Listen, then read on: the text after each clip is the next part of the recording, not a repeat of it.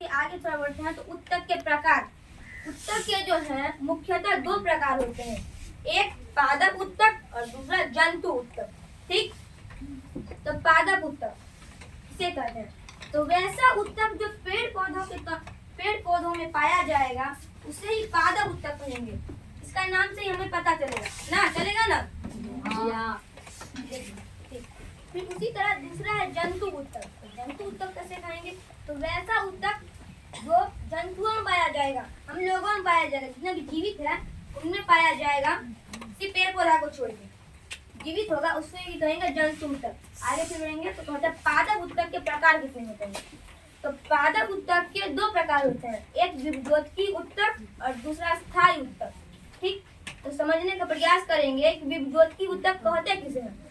तो वैसा उत्तक जो हमेशा विभाजित होता रहता है उसे ही विभज्योतकी उत्तक कहते हैं, या जिसमें विभाजन की क्षमता होगी उसे ही विभज्योतकी उत्तक कहते हैं।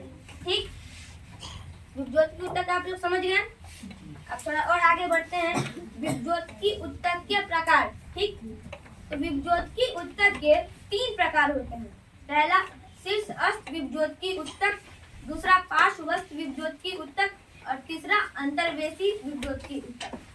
तो सबसे पहले हम लोग समझेंगे कि शीर्षस्थ विभज्योतकी उत्तक किसे कहते हैं। समझ रहे हैं सभी विद्यार्थी? तना एवं जड़, आप लोग जड़ सब लोग देखे होंगे, तना भी देखे होंगे। तब पेड़ पौधा के तना एवं जड़ के जो ऊपरी वाले भाग होते हैं ना, सबसे ऊपरी नया वाला भाग, उसमें ही शीर्षस्थ विभज्योतकी उत्तक पाया जाता है। उसी को हम लोग यह कह सकते हैं कि शीर्षस्थ विभज्योतकी उत्तक यह है। ठीक, इसके कार्य यह जो है शीर्षस्थ विभज्योतकी उत्तक पेड़ पौधों में लंबाई और वृद्धि का काम करता है। इसे हम लोग प्राथमिक वृद्धि उत्तक भी कह सकते हैं। ठीक, फिर आगे दूसरा है पार्श्वस्थ विभज्योतकी उत्तक। तो पेड़ पौधा के तना एवं जड़ों के जो चारों ओर उत्तक पाया जाता है उसे ही पार्श्वस्थ विभज्योतकी उत्तक कहते हैं। तो पार्श्वस्थ विभज्योतकी उत्तक का कार्य क्या है? यह जो है पौधों में मोटाई का काम करता है। ठीक, मोटाई मीन्स चौड़ाई, थोड़ा उसको फैट उसमें बनाता है। ठीक, तो यानी इसे हम द्वितीयक वृद्धि उत्तक भी कह सकते हैं।